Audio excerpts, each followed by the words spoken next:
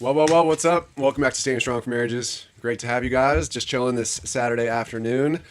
I've toyed with the idea and I don't buy it wholeheartedly, but I recently did a video that it was maybe not, I don't think, I wasn't super happy with it, but it was okay. I was looking at the issue of feminism, and I do think it's an important issue, especially for Christians. I looked at, essentially the idea was to look at Karen Strogan. She's a secular anti-feminist, and her views, she basically says at one point, she doesn't believe in feminism for a number of reasons, and she kind of spells that out through a whole series of videos. But one thing she says is, she calls it a religion. I think that feminism is incompatible with biblical Christian marriage. It's just, it doesn't work. It turns a lot of things on its head. It is very much in conflict with what we see as how biblical marriage is to go. And so it really pushes people into a decision. I don't know how you can half hold Christianity and kind of pick and choose. This is what the Jesus movement tries to do or whatever. So I don't think that that's going to work well for families. In the same breath, I don't find the whole narrative of feminism and the gender war and all of that to really sufficiently explain what is going on. I've looked at it, as you have as well, and when I take a couple steps back and I kind of survey the lay of the land, I'm saying that's not what's going on here. These families are not self-destructing because women wholeheartedly hate men, and that they half want to have kids, but then they secretly despise men and believe in a evil patriarchy stretching back through the millennia, and that we're in some kind of rebalancing of society, and all these divorces are just collateral damage of the transition from, say, like an evil patriarchy to a just equality within marriage. I don't believe that for a number of reasons. One, because when I was married, my wife wanted me to be the leader, very clearly. And when I wasn't, she was upset. And I hear that from other women as well. They want a guy to take charge and be proactive and have initiative and, have direction and have drive and know his mind.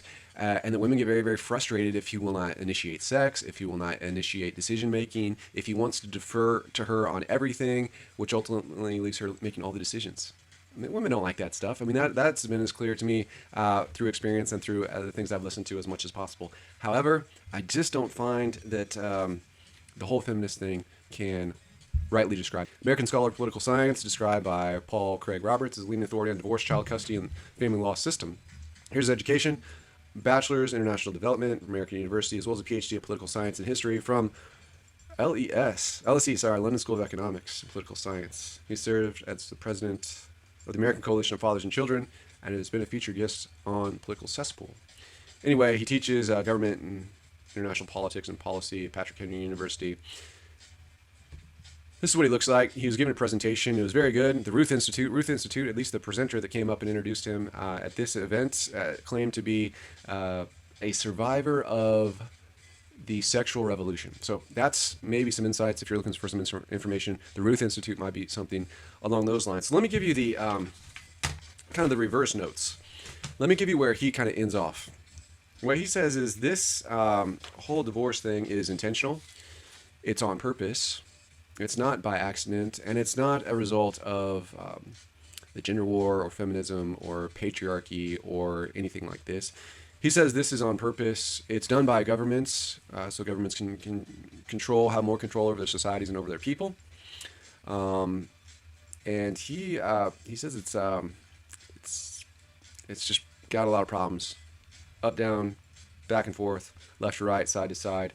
But what he says is, look, basically governments benefit from divorce in a couple ways. One, think about all the payments that go to bureaucrats, to social programs, to judges, to the police that are involved, to all the courts, the court systems, the court fees, the court advocates, guardian ad litem, or whatever else, right?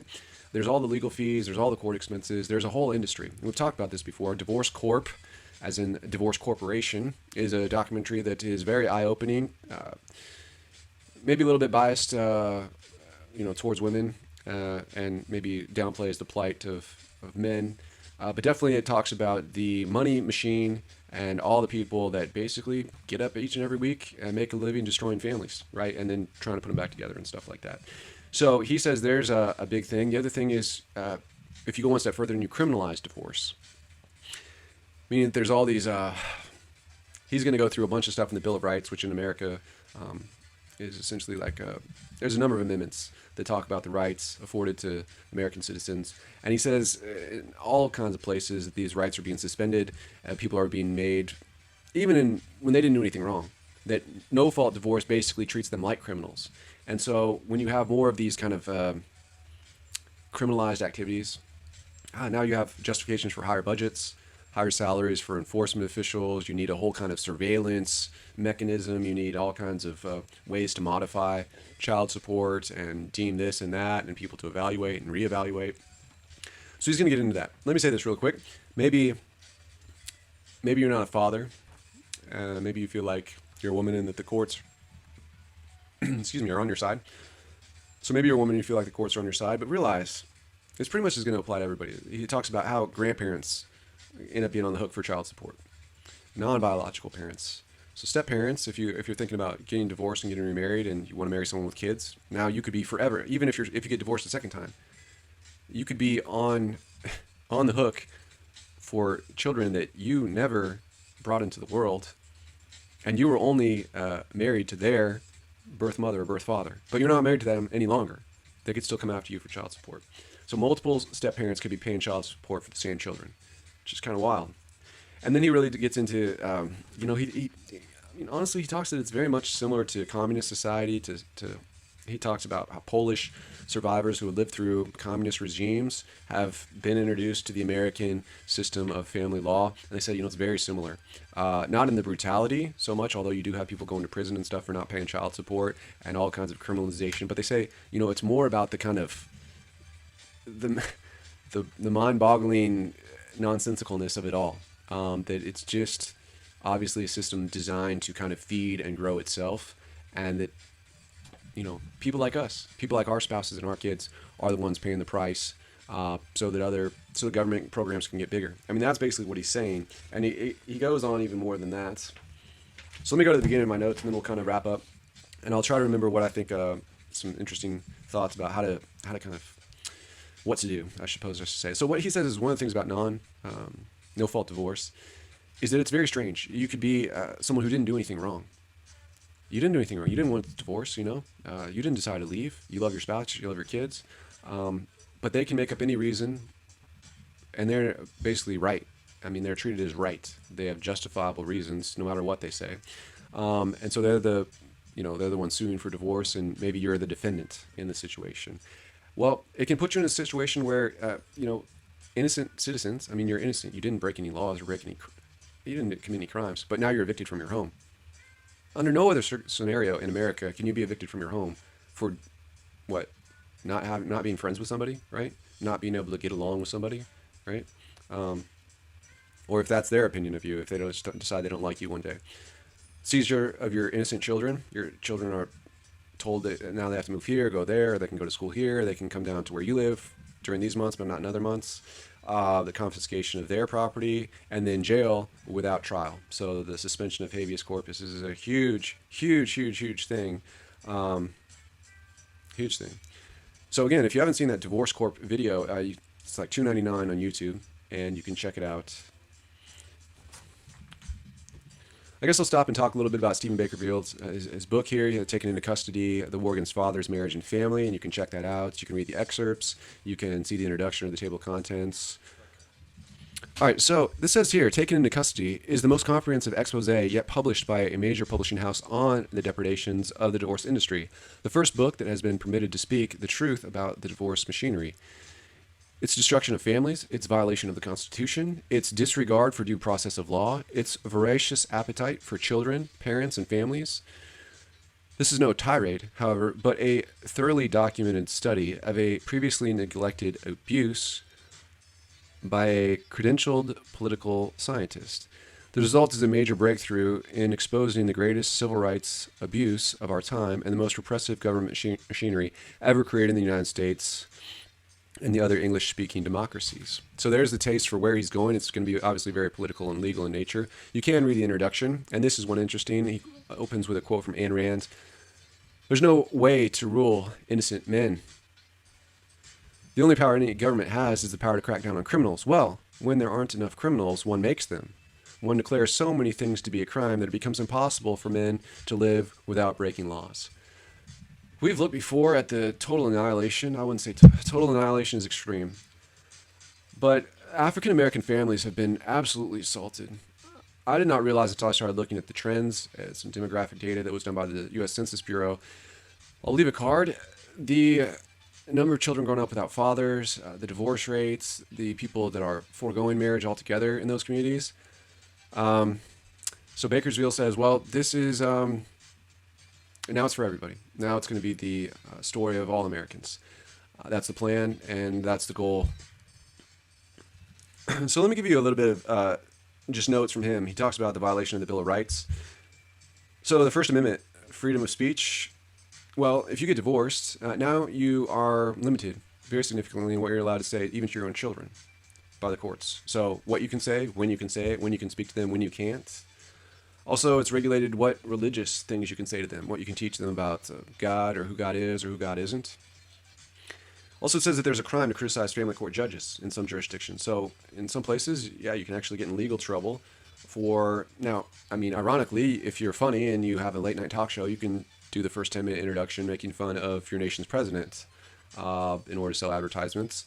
But if you're a normal everyday citizen and you feel like there's something reprehensible about your family law judge, you're not allowed to say anything. In fact, they've taken down websites and things of this nature. So again, covered by the Divorce Corp documentary. But and you know, even in more extreme situations, people are basically not just having their freedom of right restricted, they're taken physically into custody for psychological evaluation if they, you know, get too out of line. And that's always one weird threat, right? And we see that a lot. Just claim someone's crazy, right? Just claim that they're mentally unstable. Try to drum up something from their past that they're, you know, bulimic or they're, you know, whatever. They have some learning anything. You know, it's all. It all gets brought up. You know, any accusation someone can make against you, right? Total character defamation is pretty much standard practice, right, when it comes to divorce. So he talks about other things, unwanted or unwarranted search and seizures. They can take your documents, your computer files, hack your, you know, get into your emails, your text messages, contact anybody, you know, make you hand over documents, like I said, paper journals, notebooks, probably tax filings, anything, right? And if you reply, then you're in contempt, and now you're a criminal. He also mentioned this thing that was messed up. I wrote down PLAFISMO, plafismo graphs.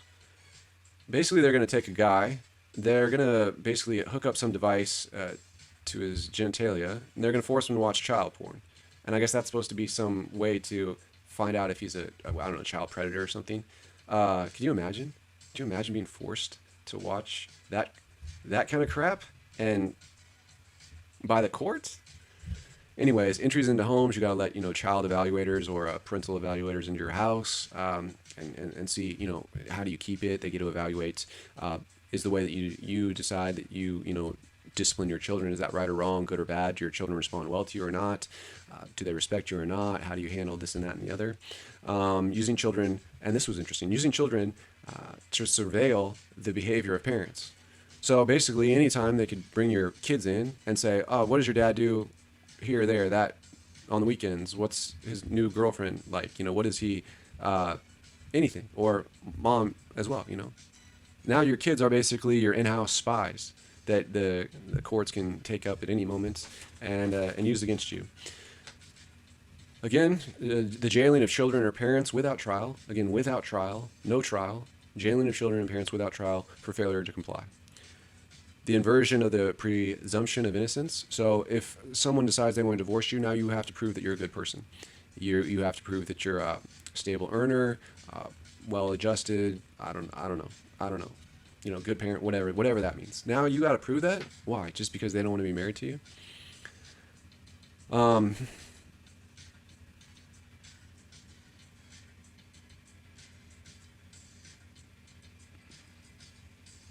The other really thing that sucks so bad is that you're basically forced to say all kinds of terrible things about your spouse. If they're going to accuse you of this and that and the other thing, then what? You have to say they're a liar and they have their own, you know, and you have to basically drag them through the mud in order to, you know, give the proper context for what was really going on. And you don't want to do that. I've never wanted to do that. I don't know why, you know, and I've seen how hard that is for people to do that. Go before the courts and say, you know what? I guess I have to say that they're a bad parent. When they don't really want to say that, they, even if, you could always make a case for someone being a good or a bad parent, right? But you have to go in there and say, oh, they're a terrible parent, and choose to look at all the worst things so that you can see your kids. He said also the Fifth Amendment. So the Fifth Amendment is the protection against self-incrimination. It says that people are forced to sign pre-printed forms with scripted confessions to domestic violence.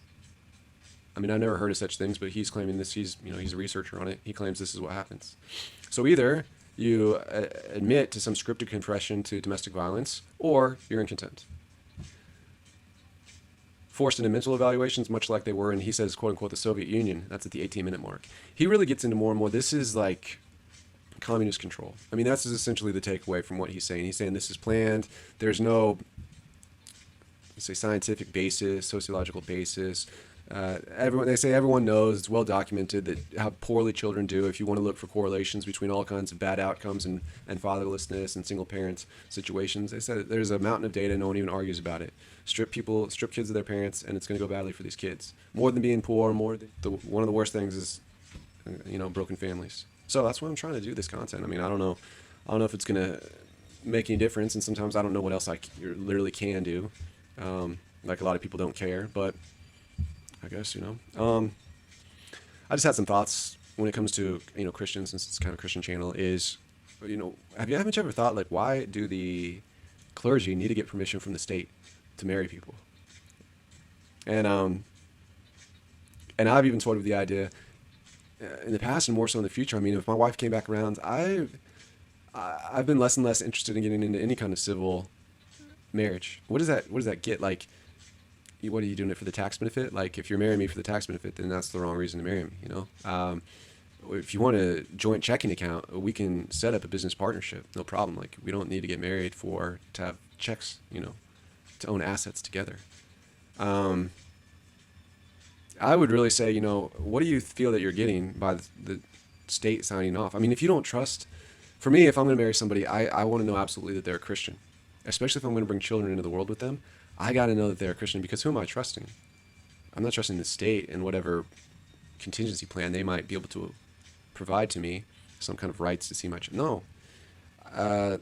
Psalm 31, right? Proverbs 31, I'm sorry. It says something like that a godly woman, she's worth more than gold, right? And it's true, because only a godly woman of that character can really protect your kids.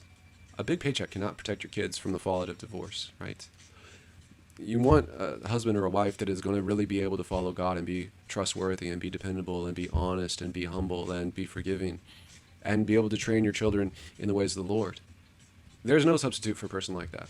It doesn't matter how smart they are, how funny they are, how sexy they are, whether they're anything, their connections. None of that crap matters at all, right? If they don't really know the Lord. So, but if they know the Lord, what does the state give you in addition? I think it's a very, very interesting question.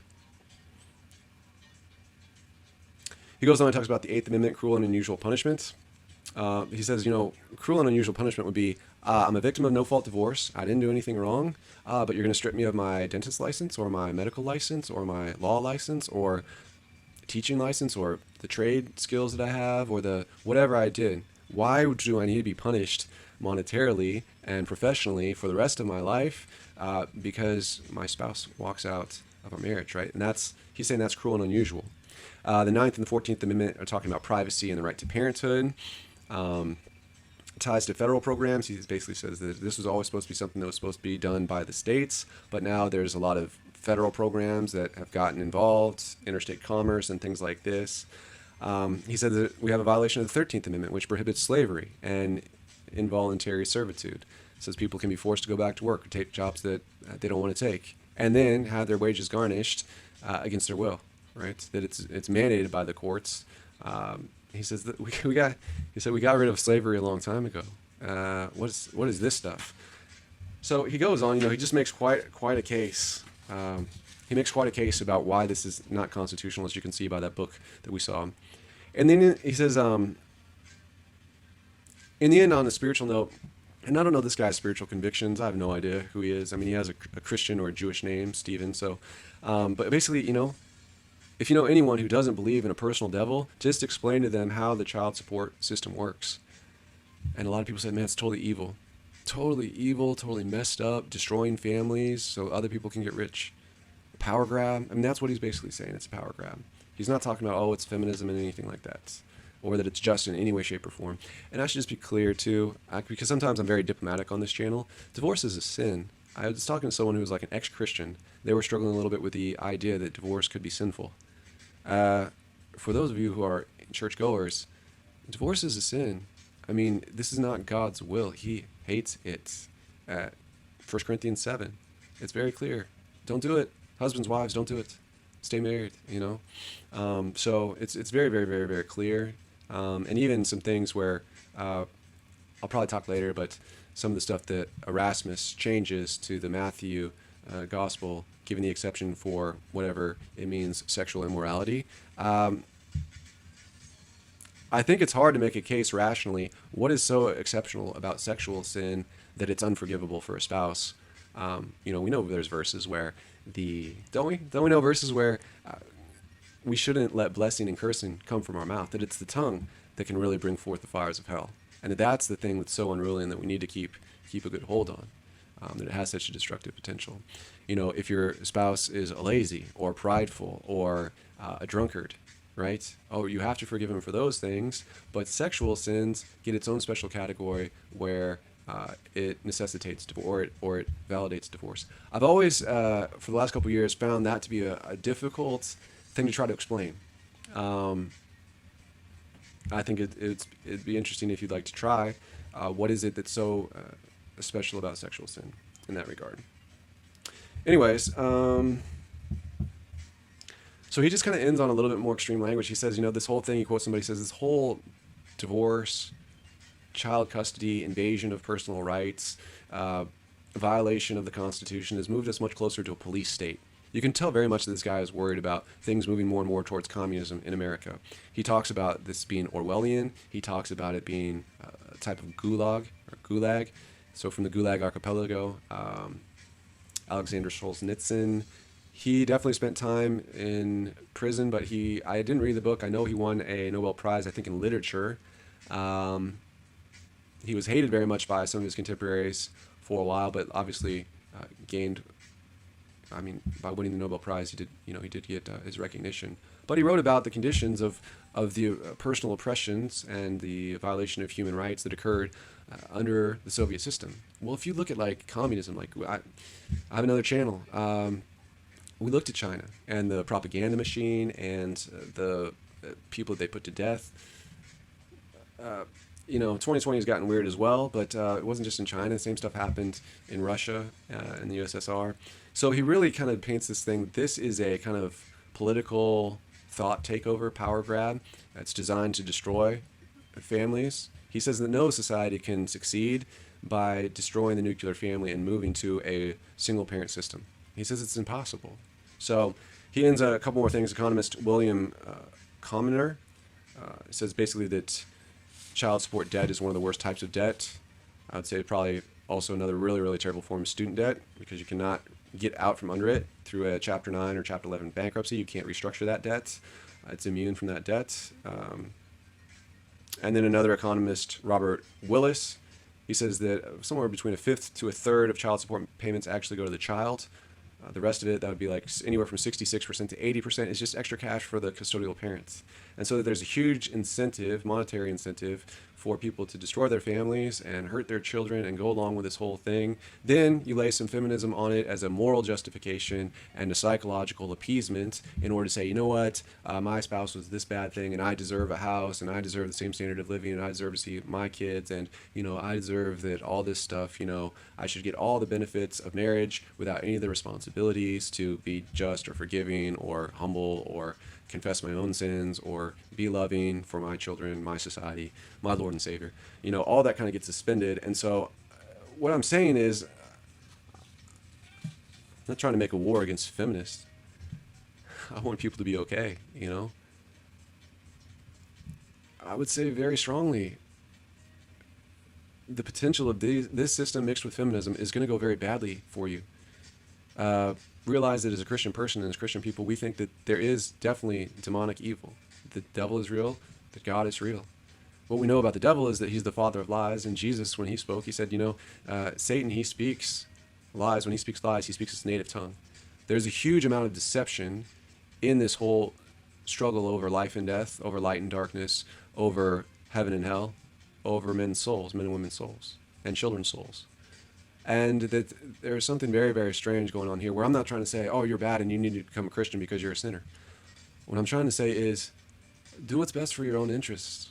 And look honestly at this whole system and tell me if you really think that the people working at the Duluth model care about you and your kids. Or if the people that are running divorce courts really care about your kids. Or if feminism is really set out to do you and your family the best possible service. I don't see it. I don't see it that way. I think love and forgiveness and the power of the Holy Spirit is what you want, is what you want to really consider. And I know you may think, yeah, the church sucks. Yeah, the church sucks sometimes, big time. No problem. And I'm not even saying you have to go to church, because I think the church would not address these issues and does not address these issues. I'm not saying that the church is a safe place for families, because the research we've done by leading sociologists, there's a Christian evangelical out of California, Barnum is his name, and he says, it's very questionable whether the church is helping people stay married. So I'm not saying you have to go to church. If they're not going to speak the truth, and if they're not going to help you, and they're not going to protect you, and they're not going to serve you as they're commissioned to do, then maybe you need to go find a small group of people that are willing to be honest with you, and that you can be honest with them. Because I'm not a fan of lies and deception and half-truths and people not preaching the gospel because they don't want to lose their tax-exempt status, or because they don't want to lose their big salary, or they don't want to see a bunch of their people leave because they're too afraid to say the hard things of Jesus. Dude, do not do that to yourself. I'm not saying Christianity is all great in every sort of way, in the experience, as the way it's practiced. But what I'm saying is, look at the options honestly, and don't be afraid to change camps, Do yourself that favor. That's what I would say. So I really hope that helps, whether you're contemplating divorce, whether you're contemplating getting remarried to your spouse, that you would really think honestly and truly about what you believe and where your allegiances lie, and that you would come back and you would say, this divorce thing is not going to work. That would be my conclusion. Divorce is not going to serve you well. So repent from it. Go back and sort things out, with your husband, with your wife. Do that for your kids. Okay. We'll try to do some more content. We have some stuff coming up for the child tax credit, which was just passed in the United States. Again, I'm a little nervous about it because it's putting people in further dependency upon government programs. But at the same time, if you're in a financial pickle, there is some free money that you should know about if you're an American. And we're going to be talking about that, as well as I came across a blog from the Transformed Wife on some false teachers that they've done. They've tried to document kind of high-profile teachers, and they've kind of policed them a little bit and said, this is where they fail to uphold the scriptures on this area or this topic or this teaching. And so thank God for them, because I would not want to go through countless hours and do everything. So all that research to try to find out exactly what these people think on issues of divorce. If you have something like that, a blog where someone has covered all the big names and their perspectives on what's allowable divorce, I'd love to hear it, and I'd love to check it out, because it's important. I think it's important that people make a stand on the Beth Moores of the world and stuff like that. Tell us in plain terms, what is justifiable divorce? Do you believe in no-fault divorce? What's God's will? That's the end of this video. So I'm sorry if I talk too long, but I just want to bless you guys all the way. If you have some things you'd like me to know about, leave them in the comments. I'm always loving to learn. I'm probably a better researcher than I am a presenter, but I'm doing my best. So thanks for hanging in there with me. We'll talk to you next time.